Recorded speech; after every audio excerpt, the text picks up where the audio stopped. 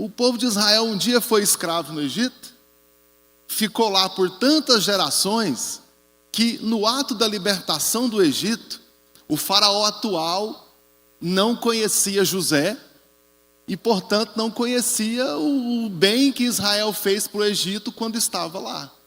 Vamos lembrar que não foi só o povo de Israel que foi protegido durante os 7 anos de fome. Os egípcios também foram, pela gestão de José e, consequentemente, pela presença de Israel lá. Então, quanto tempo passou? Até que foram escravizados e, enfim, libertados. Todo mundo sabe da história da libertação, não preciso repetir aqui.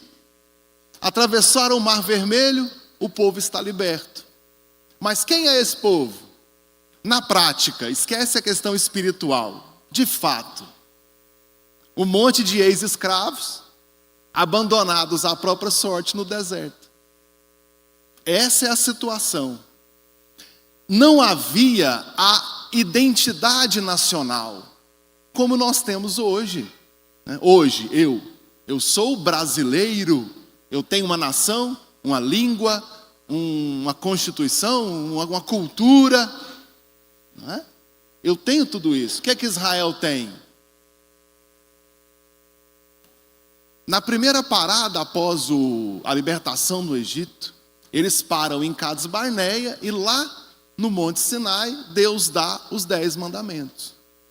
Os 10 mandamentos não são apenas um conjunto de regras para o povo seguir. Deus está dando para Israel uma identidade nacional. Os 10 mandamentos se trata da refundação, se é que eu posso falar isso, de Israel como nação.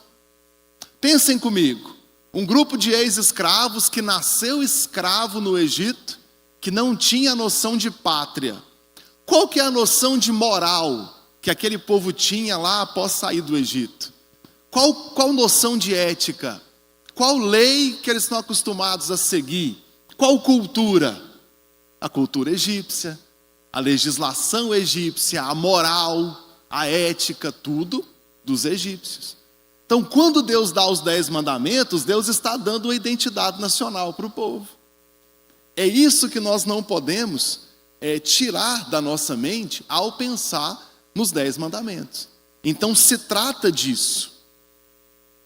Se trata de saber como é que os israelitas são enquanto nação. O que eles são enquanto Estado-nação? O primeiro passo é receber os 10 mandamentos. Qual é o código de leis desse povo? Qual é o padrão moral? Quais são as referências de civilização que eles têm? Está aqui, é os 10 mandamentos. Então, quem quiser ser israelita, siga os 10 mandamentos. Quem se vê como israelita, segue os 10 mandamentos. Agora eu entendo a abertura dos 10 mandamentos. Faz questão que se abra sua Bíblia, Êxodo capítulo 20. Êxodo 20 e o verso 1. É o famoso prólogo do prólogo do Decálogo, que eu sempre confundo os alunos do seminário, que eu pergunto qual o prólogo do Decálogo. Não é só um trava-língua, não. É a introdução aos 10 mandamentos. Então Deus falou estas palavras. Eu sou o teu Deus, que te tirou da terra do Egito, da casa da escravidão. Não é possível estudar os 10 mandamentos sem entender essas duas coisas. Primeiro, o momento histórico, que eu falei com os irmãos. O segundo, como é que Deus inicia os 10 mandamentos. Ele inicia dizendo, eu sou o teu Deus, que te tirou da terra do Egito. Sob qual autoridade Deus dá os 10 mandamentos? A autoridade daquele que libertou da escravidão. O povo de Israel jamais seria livre pela própria força. Sem a intervenção de Deus não haveria libertação. Então a autoridade sobre o qual Deus dá os 10 mandamentos é a autoridade de quem teve capacidade de ir lá e libertar o povo do Egito. Por que eu tenho que obedecer os 10 mandamentos? Porque eles foram dados a mim por quem me libertou da escravidão. Porque quem me deu essa lei é aquele que me libertou. Agora, por que eu tenho que obedecer os mandamentos? Foi bom ser livre da escravidão? Foi bom se tornar um cidadão livre?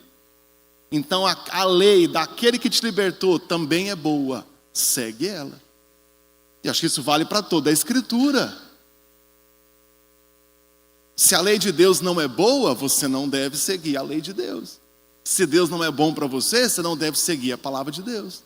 E se Deus é bom para você, se as coisas que Deus faz para você é boas, você reconhece em Deus isso, o caminho natural é obedecer à lei de Deus. A liberdade é boa. O que Deus faz por você é bom, então segue a lei de Deus. E quando eu olho para os 10 mandamentos, eu tenho os 4 primeiros que dizem respeito ao relacionamento com Deus e os demais no relacionamento com o próximo. E cada mandamento é importante e igualmente importante. Quer dizer que o mesmo mandamento que eu tenho para com o meu próximo tem o mesmo peso do mandamento para com Deus. Quer dizer que se eu ferir um mandamento que atinge o próximo, eu estou igualmente desobedecendo e desrespeitando a Deus. Veja o que é a civilização de Israel. Olhem com esses olhos, tá? Do que é a identidade nacional que foi gerada a partir da entrega dos 10 mandamentos. Lembra de Jesus falando do filho pródigo, Lucas capítulo 15? Lá no versículo 21, o filho pródigo olha para o pai e fala assim: Pai, pequei contra o céu e contra ti.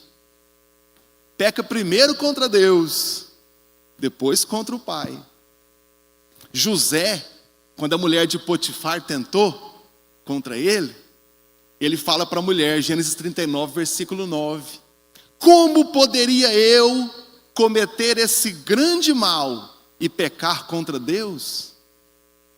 José não entende que está pecando contra a mulher, nem contra o Potifar. Ele entende que se ele fizesse aquilo, ele estaria pecando contra Deus. Quer dizer que os nossos pecados ofendem a Deus. Nossos pecados não ofendem o próximo, ou não em primeiro lugar, ofende a Deus. José entendeu isso? Tem muitos outros exemplos na Bíblia, mas precisamos avançar. Repita as palavras de José: como poderia eu, Gênesis 39, 9, cometer esse grande mal e pecar contra Deus?